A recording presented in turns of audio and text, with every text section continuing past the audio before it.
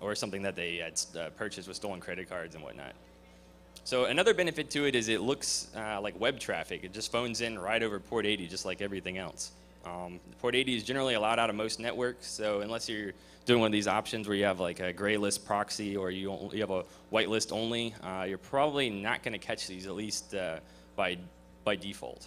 It's also harder for intrusion detection systems to detect, so if there's no signature for it or you don't have it on the blacklist, same thing, you're not going to detect it, it's just going to go out.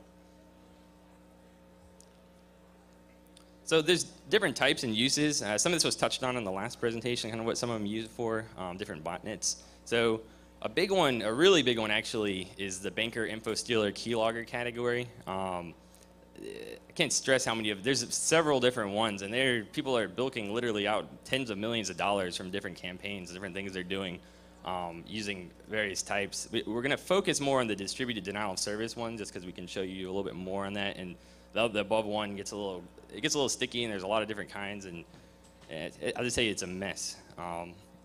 They're also used as spam, and there's some others that do specialized things, like they might just do something really odd and specific, like connect to a website and send a certain message. And then there's the hybrid ones. They'll do banker and distributed denial service, allowed in spam, all those different things. And then the uses, what are they used for? It's pretty straightforward. To make money in most cases. That's what the motivation on a lot of these are.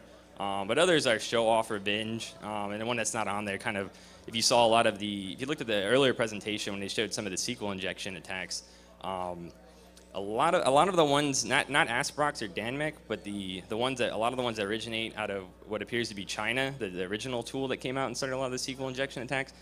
Oddly enough, a lot of their malware is very specific. They'll install it on a machine, and it will specifically look for a password to a very specific game. It's not there to steal everything. It's not a full keylogger. It will just go after a game that you may not have ever even heard of before its password. So they'll go through all this effort, SQL inject thousands and thousands of servers, infect the machines, and they're actually after a game you've never heard of's password, and that's it. So it's a little interesting. So a good case study that we're going to do here is the BlackEnergy DDoS bot, and we'll actually talk a little bit about this. Something that they attacked, and we'll talk about some flaws with it, trying to give this a nice Owasp twist. So the BlackEnergy DDoS bot, if you're not familiar with it, is a web-based HTTP bot kit, and it's designed to attack websites, or actually you can attack IPs, but a lot of the main use that people use it for is the HTTP flooding. It's very popular in Russia and Ukraine, primarily Russian web space. A lot of the Russian web forums have it. You can go and search and find places where you can buy it for really cheap now. If you go search on RapidShare, you can actually download it. It's pretty easy to find, pretty easy to get, and it's pretty easy to set up. It has several attack capabilities: the send flutter, the UDP flooding, and the HTTP get flutter, which is the most, and then it has a combo flutter. In addition to that, it has update capabilities. So they've got it on the machine somehow. They've gone and SQL injected a site and infected it. They've hacked the site. They've mailed out a Trojan. For whatever reason, you have this on your machine. They can now update it with whatever else they want later on, and we'll get to why that can be a big deal. Here's an example, for example, the post that a BlackEnergy bot does. So if you're an infected machine in your network, this is what the traffic might look like if you're doing a PCAP or you parsed it out. You'll basically see a post to whatever, usually it's stat.php and a host name, and it will send an ID and a build ID. This is a unique ID. A unique ID is the machine name with some numbers after it, and then that build ID has to do with what the person set when they created the botnet. So it sends off a post with just that information, and it'll do this however often it's told to. In many cases, 10, 15 minutes. Every 15 minutes, it will pull into the server. And the server will respond with base64 encoded text, which decodes to a bunch of options that have to do with the settings are of how it should attack, what the frequency it should check in, and then what it should attack. So in this example, when we checked in May, it was attacking a Russian casino, another Russian website, a lot of things having to do with trading or traffic stuff. This is just one example. So that's the way it'll come back. So it's nothing that will jump out of you real large unless you have an IDS signature or you're really looking, or you really know your traffic on your network real well.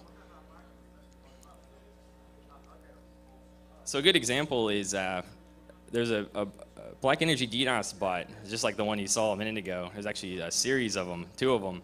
I was in Vegas, and I was actually just finished playing poker. And I sat down and I was looking at the sites that were being attacked from one of our monitors that we have. and it saw that it was attacking Full Tilt Poker at the time. It was also attacking several other gambling websites, many of which were completely down. And we watched it for a little while. It had varying effect on some really big websites. They were either of them were taken down, others were just really slow, and some had no effect. So we looked back and saw what it had been doing. It had been attacking all kinds of gambling sites for like probably over a week, several different ones, and some of them range from being attacked for just a few minutes, while others were being attacked for several days in a row, and they were literally keeping them offline. So we went to shut it down. So this is where some of the issues come in. So they were using a domain name. They had DNS. So they have a questionable registrar. It's probably one you guys may or may not be familiar, especially if you're following all the Trevo Intercage stuff. You can guess who the registrar was. You can probably also do a who is. Actually, I didn't include the domain, so you can't. But yeah, it's one of those questionable registrars where you're not going to have a lot of luck trying to shut down the domain, even if you had a video of the person installing the Trojan itself. But the ISPs are sometimes pretty helpful, and a lot of them don't want this stuff on their network, depending on where they go with their traffic.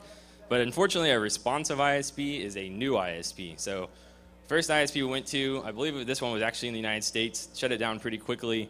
Within a few minutes to an hour, the person, after we noticed it was shut down, they were already up on a new IP address. And they weren't rotating IPs, they were going in and updating the A record, pointing it to a brand new server that they just set it up on. So we did this about at least 6 times in over 4 months, looking back at it now, that it completely kept changing and changing. I think he ended up in the Ukraine before it just magically went offline. I'm not sure why. But one of the problems is the bots, like I mentioned earlier, they can update themselves. So why is that an issue? Some organizations think, oh, I got malware on my machine, that's not a big deal, unless it's stealing passwords or wants my data. Maybe a DDoS botnet, it's not a big deal. You probably don't want to participate in taking someone else's website down. Maybe your organization doesn't mind that either, and it's still in your that's okay category. Well, the problem is these bots, what they did, for example, in this one, they updated the software to install yet another BlackEnergy botnet, so they kind of insulated themselves from their first domain and second domain being shut down, had yet more domains. But then they updated all of them with new malware. They updated them with a keylogger Trojan. So they put the Zeus, PRG Trojan, ZBot, it's got a lot of different names. A Trojan that's designed to steal all your credentials, your passwords, I think it will go after your P-store data, another thing. So you went from having a problem with just something that you think maybe is just an attacking botnet, maybe it's kind of mundane to you and your network and it's not a big concern, to something that's actually stealing whatever it can, all from the same infection. And they can go ahead and install and update with whatever they want. You imagine it, they can put it on there. And in many cases, they have and do. So this is an example. So some people say, why bother shutting them down? They just move. Well, I mean, in many cases that does buy some time, and sometimes they also make mistakes. For example, this was the one of the botnets that we forced to move that was doing the gambling attack. They left their admin panel when they recreated it without a password. So it's when you went to the website, this is exactly what it showed you. You didn't have to guess or log in or anything. So at that time, when they had just been gotten back up, they had about 1,458 bots online. So it's a decent size. It's not in the upper realm or upper echelon of botnet sizes, but when you have that many pounding away at a web server, unless you're specifically set to handle that, you're probably going to go down pretty quick. Not to mention, this was when it was first rebuilding and probably was close to 4,000 or 5,000. So normally we don't necessarily reveal flaws, but given that it's Owasp and the community, we thought we might share this interesting one. This is right out of the BlackEnergy 1.8, one of the later models, the code. Not going to make you stare